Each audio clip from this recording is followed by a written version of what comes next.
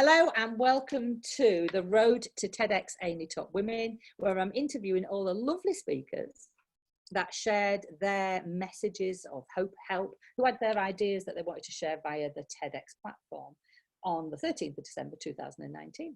And today I'm introducing to you to an amazing, incredible lady who went through a little bit more of a challenge, shall we say, than the average TEDx AinleyTopWomen or man, because we did have men speaking there as well. So who are you? Let's find out more. And what do you do? Hi, Gerald. So I'm Kath Wynne-Jones. I am the Chief Officer of a health and care organisation in Manchester, very local care organisation. But I'm also a meditation teacher, a coach, and mum to my beautiful 14-year-old Emma. And I'm really passionate about resilience and building people's personal resilience and the impact that that can have on families, on our communities, and particularly in the workplace as well. Yeah, brilliant. And I met lovely Emma for the first time last week. I'd heard a lot about her, so you're absolutely right there. She's a beautiful young woman in the making, of course. So in terms of TED, how did you find out about the TEDx talk opportunity, and what made you want to take part?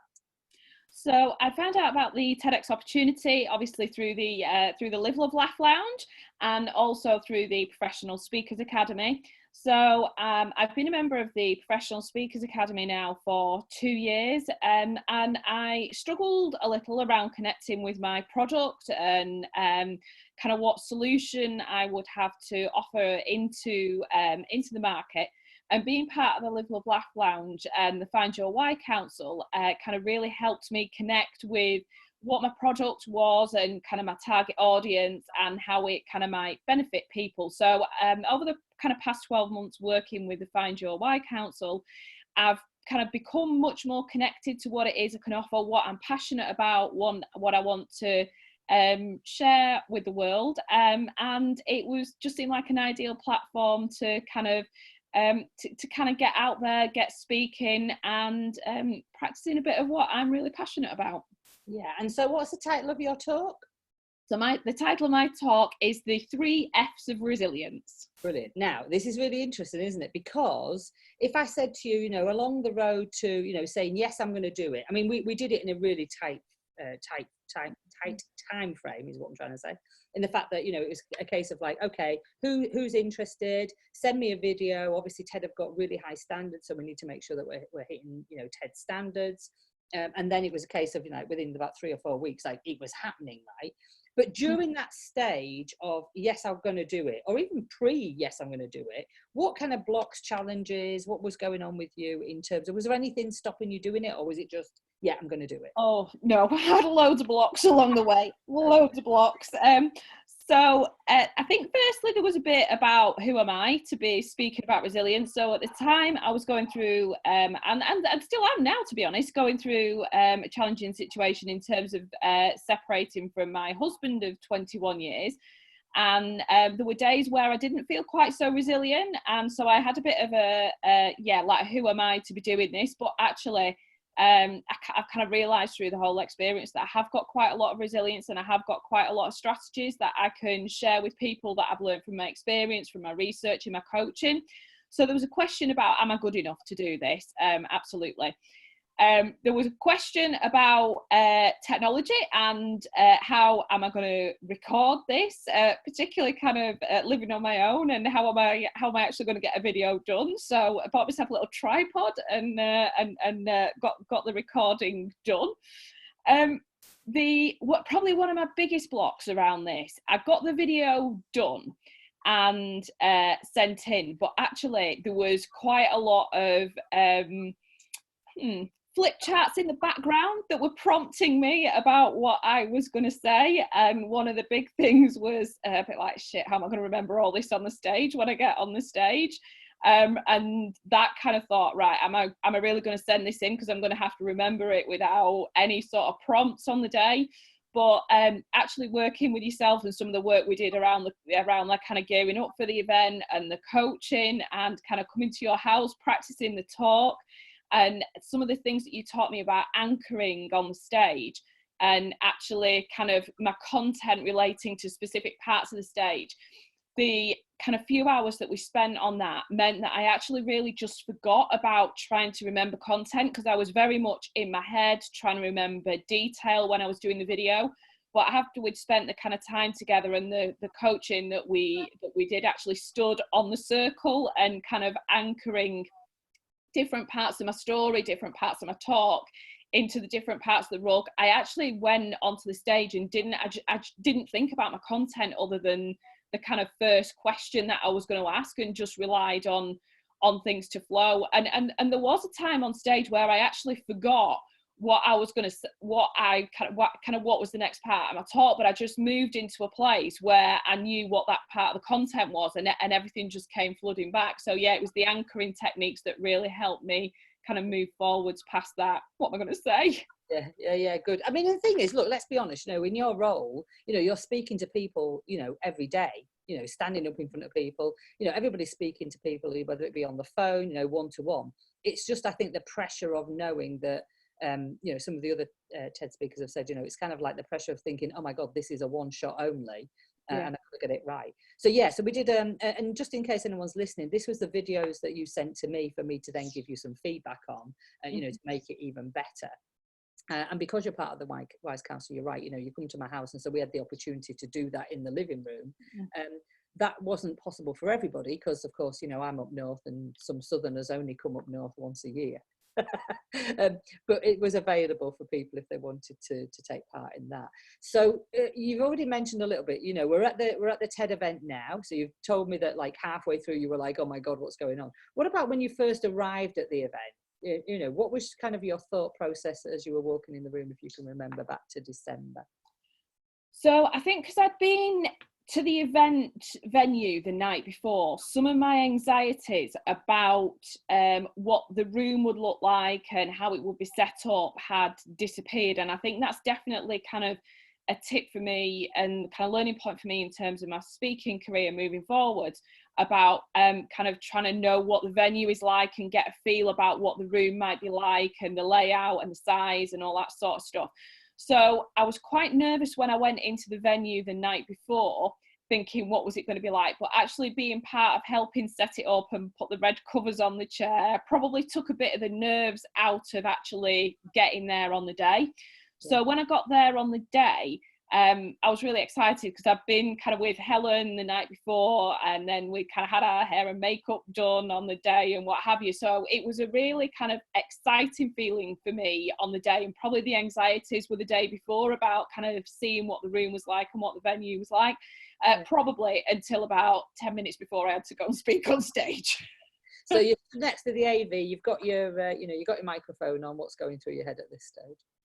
I'm thinking, shit, what if I forget all of this stuff that I've memorized? What if I forget it all? What if my microphone doesn't work? What if I trip on the stage? I love the what ifs. The what ifs are never bloody positive, are they? It's always a what if negative? What if negative? Yeah, going on. But yeah, I then tried I then kind of moved to the positive stuff, and a tip that Lisa King gave me actually about nerves and anxiety are the same as excitement. Thinking that I'm excited. I'm not nervous, I'm excited. Yeah, you like that. I'm excited. Really, I'm excited. Cool. So you're on there looking fab. So you've done your talk. There's halfway through you thought, oh my God, I can't remember what the next thing I'm going to say. And then you finish your talk. And as you came away and you came off stage, what was happening then? What were the thoughts that were going through your head at that stage? I felt really proud of myself, which is, I'm getting quite emotional talking about this now. I felt really proud of myself because it's one of the few times in my life where I have felt really proud of myself and that I've done something that I was really fearful of, that I'd managed to, so part of the overcoming some of my fears around public speaking, but actually the content and actually sharing some of my vulnerability and sharing some of the challenges that I've had in my life, that particularly in a work environment I've never ever spoken about before, and kind of thinking that actually people from work would see some of my confessions about having had a kind of total emotional breakdown 3 years ago, would that deposition me? But actually I was kind of proud of myself that I'd overcome those fears about sharing my story, and I'd actually got out there and done it. Yeah, wasn't perfect. There was stuff that I forgot. There were places where I stuttered. There were places where I mentioned Google and thinking, oh my God, they might not publish it because I've mentioned Google. And then thinking about evidence that I haven't cited, which is an entirely different part of the story. So I was kind of thinking, yeah, there's bits of it that didn't go quite as I wanted, but the main thing was just feeling proud of myself that I'd actually got out there and done something that I really wanted to do. Yeah, and of course, you know, at the beginning of the process, you know, you've been a member of the Professional Speakers Academy, so of course there are certain ways to do certain things, and yet it became really apparent to me that, you know, TED was a completely different ball game, really. You know, it's not about selling, it's not about, you know, just your personal story, it's about ideas worth sharing. And so I know we've done a bit of work on that. So it was a case of then, you know, the reception was brilliant, you were received really well, you know, you've come off stage, and then of course we got into Christmas, because we were very close to Christmas. The videos, of course, were then being uploaded to me from lovely Rebecca at Rap Media. We're having to do a little bit of work on it. We send them off to TED, because obviously at that stage, yes, you've still done a TEDx AinleyTopWomen talk, but you know, is it going to get out there? And at that stage, you know, there's a little bit, I'm going, oh my gosh, you know, like I've given some, you know, some feedback and some structure around what I believe a TEDx talk, you know, needs to look like. But now we're waiting, aren't we? And of course, what started to happen was, you know, we had a little WhatsApp group, and of course it was like, oh, you know, Wendy, your talk's up, and Susie, your talk's up. And as it became apparent that like there was about 18 talks that had all been up, and there was just 2 lovely ladies who were still waiting for their talks. And this is where I believe the universe says, well, Kath, you did a talk on resilience, so let's just put yours to one side and let's just say that TED need to review your talk. Now, I know, but are you okay with sharing what happened at that stage, you know, in your mind and in your world? What was going on when we were waiting for this approval, and then we found out that actually TED wanted to look at the talk again? Where were you in your mind? Oh, so that was a really interesting experience, alongside other stuff that was going on and kind of testing me in my life at the same time.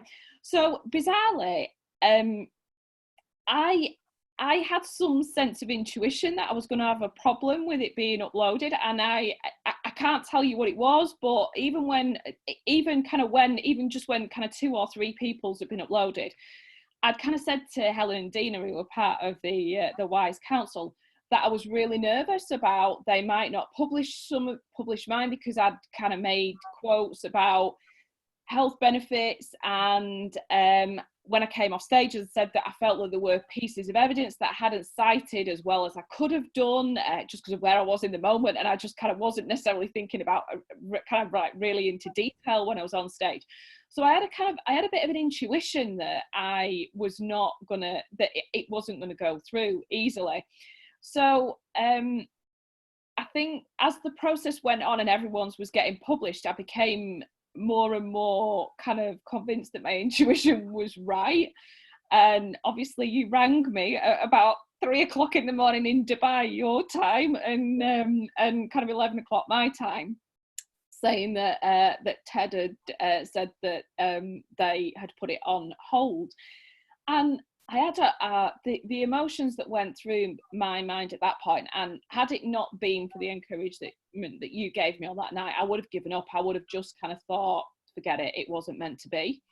And so I had all the thing about shame, about embarrassment, about it was a missed opportunity, that I kind of had an opportunity to kind of get out there and be known for something different than what I normally am in my day-to-day life, and maybe it's just not meant to be. Maybe I should stay doing what I'm doing and forget about this pipe dream stuff and making a difference. And so had a load of negative stuff going on, and if I'm totally honest, I was struggling seeing the positives. And obviously we had the conversation that night and kind of got pulled together a strategy around how I was going to pull together evidence about things that I'd said, how I was going to pull together evidence about kind of my qualifications. And I had a real problem with that, because I've spent in the kind of Find Your Why council journey that I've been through, I've spent so long detaching from my titles, detaching from achieving stuff, detaching from education, and focusing on me and my intuition and my leadership skills. Actually, when TED were asking me to share that as a condition of my talk being published, I had some real kind of value clashes going on, as well as the whole kind of self-judgment thing. And like I say, Charlotte, it was through the encouragement that you gave me, and kind of the positive messaging about seeing what it would be like when the talk was published, that actually kind of convinced me to do it and spend the next 24 hours finding all my certificates and sourcing all the evidence and kind of searching medical journals again and searching all my research assignments and coaching assignments. But actually it was a really, it didn't feel positive at the time. In hindsight, actually, it probably was one of the most positive things to come out of the TEDx experience for me, because what it got me to do was to actually cite my qualifications in one place, and actually kind of really connect to the fact that what I'm doing is evidence-based and it is grounded in science. And I think I probably forgot a little bit of that, to be honest, whilst I've been going through this whole journey over the past 12 months. But it was, at the time, it was horrific. Yes. And like I say, I had all the self-doubt, all the am I good enough coming back in. But yeah, on reflection, I'm kind of grateful that the universe put that in front of me, and I will never forget the excitement that I felt. And God, here I go again with my tears. Good. It means a lot. That's why, isn't it? Yeah, the kind of emotion that I felt when it'd been published. So when I'd sent all the material over to you and you'd uploaded it to the website, probably for about a week after, I was quite attached to it and attached to the outcome. And for the next kind of 2 to 3 weeks after that, I focused on detaching from the outcome and kind of what will be, will be. I stopped checking YouTube to see if it had been published. I stopped checking the WhatsApp to see what had been published. And yeah, I just kind of put it to the back of my mind, really. And to be honest, I probably disassociated with it more than I should have done, which might have been a bit of protection stuff going on. But I kind of thought what will be, will be. And I was driving into work one day, and I've got a Garmin on my wrist that brings messages up, and so my hand was on the steering wheel, and my kind of watch was visible, and I got a message from Lisa saying, "Oh my God, you're published and you've got 2,000 views." So I pulled over to the side of the road and parked my car, and I've never felt so proud in all my life. Yeah, good on you. Good on you.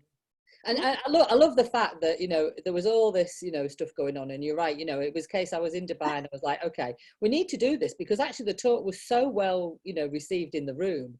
And I was like, so what is it that we haven't done right? And of course, TED, massive organization, of course they've got, the license, agreements. You've got to have this when you're a massive organization like they are. And at the same time, I was kind of like, because I knew what had gone on in your personal life, I was almost like, anybody but not Kath, please, just not like with the resilience stuff and everything. And then I was like, well, no, she talked about resilience, so probably the best person in the end to, to be in this place.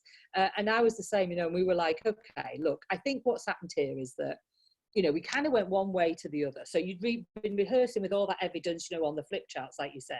I've then give you some information to go into flow, and just enjoy the process. And you're right, along the way. Now, the problem, of course, that I've got is I can't send you the TEDx video because nobody's allowed the TEDx video, only TED. So we had to listen to it together. I'm in Dubai, there's all, kind of VPN issues and being able to share videos over the internet, even at this stage. So we're listening to it together, and I'm going, okay, so maybe there you need some evidence. Maybe there you need some evidence. And I do remember we were sort of laughing because you did say that you believe that yoga kept people young because your yoga teacher looked young. And I remember you saying to me, should I send a picture of my yoga teacher? And I was like, yes, just send me anything and everything.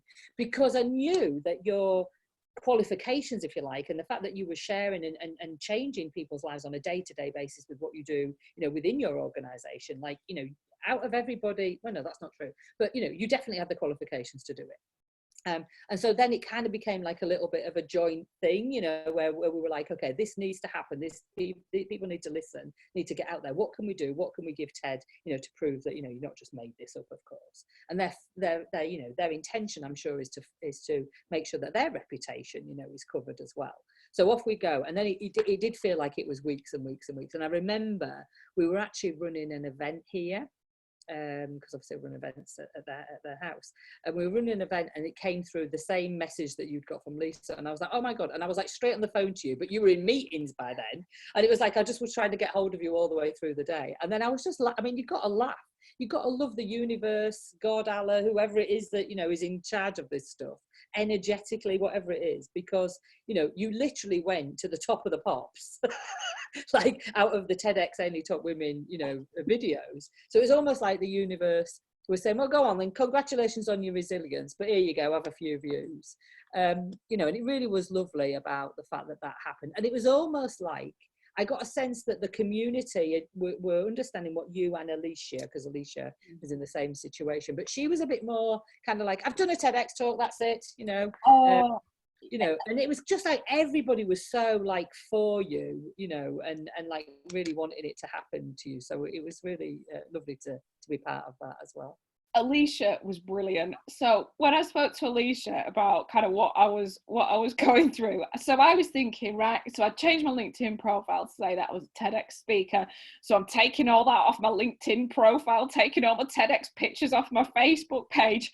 And kind of Alicia said, well, you're a TEDx speaker. And she was so kind of like, just back. Yeah. And it was, I was so grateful to her about the kind of like the positivity and the inspiration that she gave me that day. Yeah, and so since the talk went up, I mean, you're over like 3,500 views now. It really shows that resilience is something that is a topic that people are definitely interested in. And I know when we were talking about the title, I was thinking, is it me? Because I said, make it into 3 F's of resilience. It's got a little bit of intrigue in there, following TEDx's, because they've got loads of like great points as well, of course, to keep you on track. And now I'm thinking, is it me? And have we done this? But there we are. It's out. Everybody can see it now. You're about 3,500 views, I think, at the minute. It's definitely something that people are interested in. And what positives have come for you on the back of now being officially a TEDx Ainley Top Women speaker? So one of the big things for me about it was Emma wasn't there with me on the day. So she was at school, because it was obviously the event was a Friday. And I wanted her to see it. It was really important to me that she saw it, because part of it was about my journey and the person that she's made me. So when I say that actually the TEDx day was the proudest moment, I'm the proudest day of my life, actually it would have been having Emma, but I still can't take full credit for that on my own. So part of it was about kind of being able to show Emma, and being able to share with her how important she is in my life and the inspiration that she's been to me, because she is my biggest inspiration for everything that I do. Yeah. So there was that was kind of the real benefit for me. But from a professional perspective, it's been about having something that I can share with people. So I find it quite difficult to transition myself from kind of like my chief officer role, which is a very kind of statutory role and got a lot of kind of accountability attached to it, and to be moving into a world that is kind of more intuitive and some people would describe more as soft and fluffy based than kind of what my professional role is. Sometimes describing that to people I struggle with a little bit. So I've had something that I can kind of point people to about the sorts of things that I'm interested in and kind of what I want to do with my life in the future. So it's been helpful for kind of showing people other kind of parts of me, but also just being able to kind of sharing my organisation and sharing the community that I work in. my thoughts on resilience and my views on resilience, and that applied to leadership, and how I believe it can help the sustainability of public services. So I really firmly believe that our public services will only be sustainable by having resilient populations and resilient people who provide services on behalf of health and social care and other parts of the system.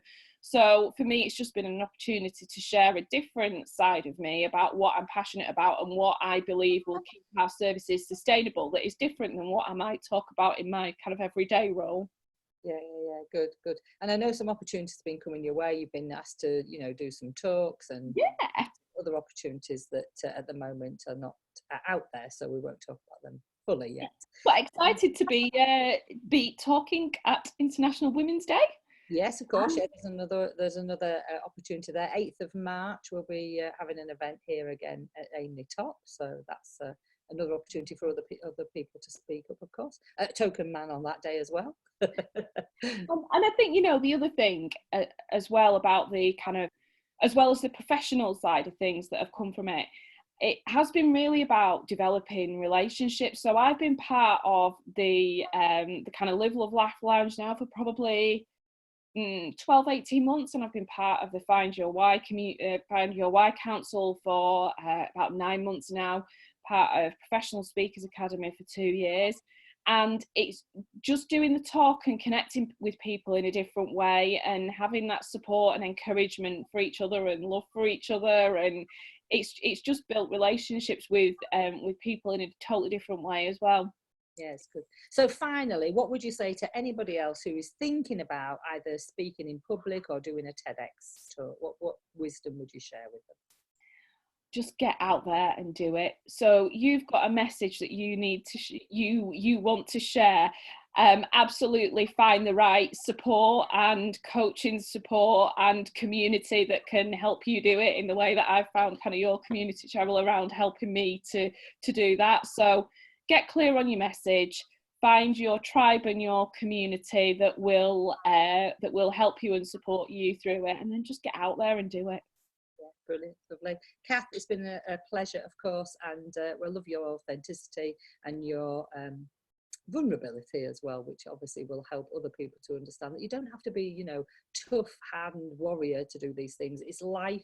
Everybody's human. Well, at least we think everybody's human. I hope they are. And it's been a pleasure to speak to you today. Thanks. And can I just say thank you to you for everything that you've done for me personally and professionally over the past 12 months. I am eternally grateful. Thank you. Thank you very much. Thank you.